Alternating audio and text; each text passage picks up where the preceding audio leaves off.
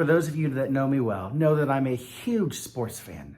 There's a lot of different teams I follow in the different sports, but especially my Indianapolis, Indiana sports. I love my Colts, and I have for most of my life. I love my Indiana Pacers.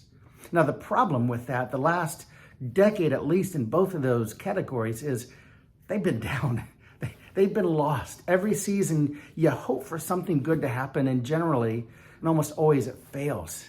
And it just, as a sports fan, you lose that hope for anything good to happen until now. If you've been following the national sports at all, you've seen Tyrese Halliburton and Rick Carlisle take over the Indiana Pacers. We almost beat the Lakers for the in-season tournament, and all of a sudden, our hope looks so bright for the future. And no, they may not, and they probably aren't good enough right now to win the whole thing this year. But I don't care. As a sports fan, I hope for them to get there soon. And the same thing with the Indianapolis Colts. For so long, after Peyton Manning, we've just went through quarterback after quarterback or coach after coach.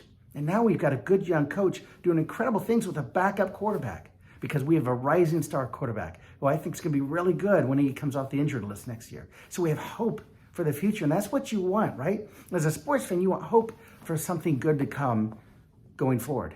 And that's what I think we should have in Christmas. So much of Christmas, at least for me, I think of a great celebration, a great time to be with family and friends and exchange gifts and have time off work. And it's a great celebration. But I also know I am praying for a lot of people every single day who are really struggling, who are struggling with jobs, struggling with finances, struggling with a sick loved one, struggling with a loss. Maybe this time of year is somebody that you've lost somebody close with you, and every year it reminds you.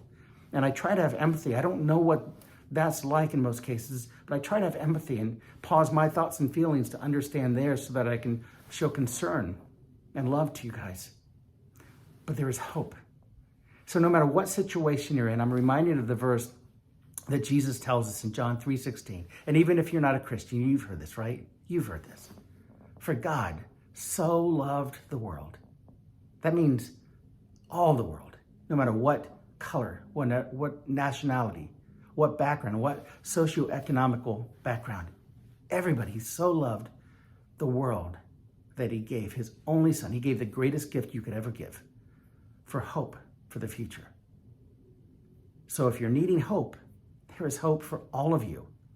And it's not that far away. Someday, if you've given your life to Christ, or if you're going to give your life to Christ, and you can all have it right now if you wanted, you have that hope for an incredible, breathtaking hope with the Almighty God who made the heavens and the earth, because God traded his only son for you because he loves you that much, and there is hope.